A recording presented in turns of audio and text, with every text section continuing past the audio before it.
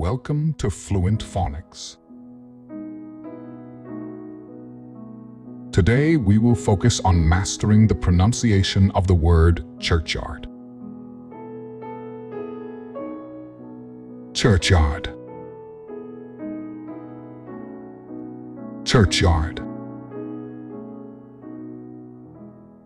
Churchyard.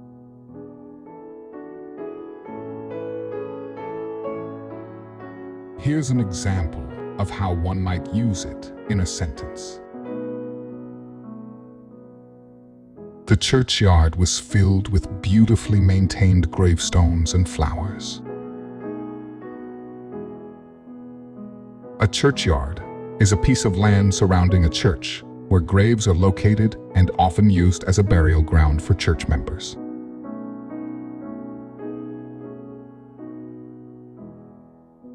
Thank you for your time. If you enjoyed this, please like and subscribe for further content.